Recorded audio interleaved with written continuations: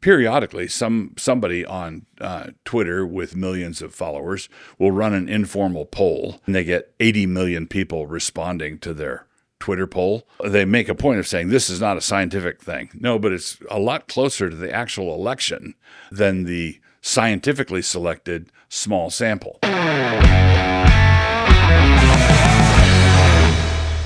So welcome again to Clown World.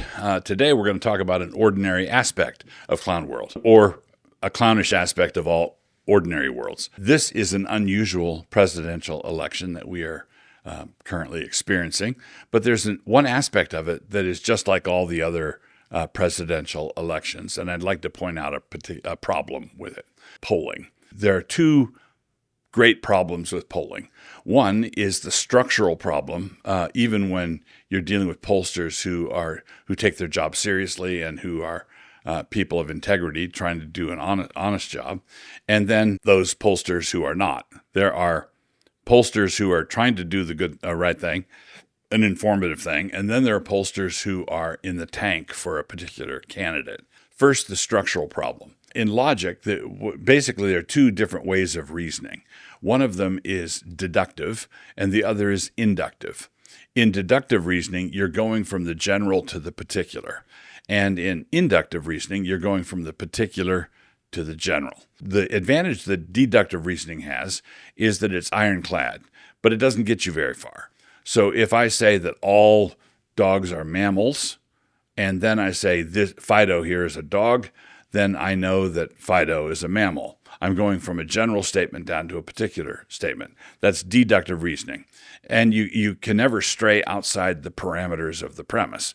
So you're going from the general to the particular. And so such reasoning is either going to be valid or invalid depending on how you structure it. Inductive reasoning is not valid or invalid. It's simply strong or weak because you're going from the particular to the general. An example of this would be the belief long ago that all swans were white. We believed that all swans were white because every swan that we saw was white until we got to Australia and found some black ones. For a long time, everybody's experience was that of a white swan. So they look at particular white swans and they render general by induction. And rendering general by induction, they say, okay, all swans are white. Now, that was a strong argument, but it turned out to be wrong. There are also inductive arguments that are not strong arguments, where one person saw one white swan once, and he individually concluded that all of them must be white. That would be a weak induction. Polling, and you wondered when I was going to get to this, is an exercise in induction. What happens is a pollster calls up 250 people, and he asks them how they're going to vote. Are they a regular voter? Are they an unlikely voter? Are they maybe I will? They put them in different categories, but they call up 250 people, and then they record their answers and the percentages, and then they conclude how 200 million people or 150 million people are going to vote based on the people they talk to.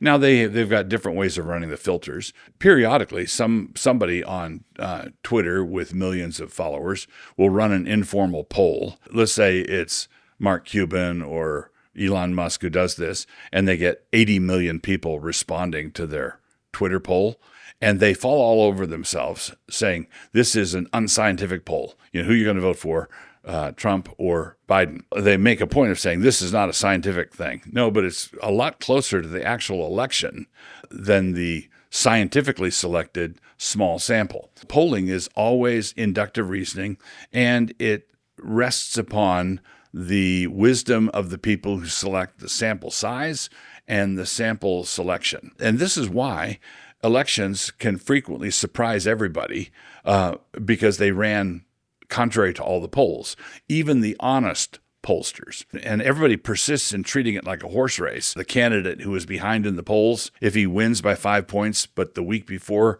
the election he was 5 points behind, everybody treats it like he's a horse that caught up with the horse in the lead. But that may not be what happened at all. He might have been ahead 5 points the entire time. These polls, even though they don't measure necessarily the tone or the attitude or the intentions of the populace, do have the effect of reinforcing the intentions of the populace. The polls are inaccurate, but despite their inaccuracy, they move people, they influence people. And so consequently, partisans are very interested in making the polls come out with numbers that are advantageous to them. And so you've got pollsters who are honest and pollsters who are in the tank. So factor all of that in. Don't put a lot of confidence in polls, one way or the other.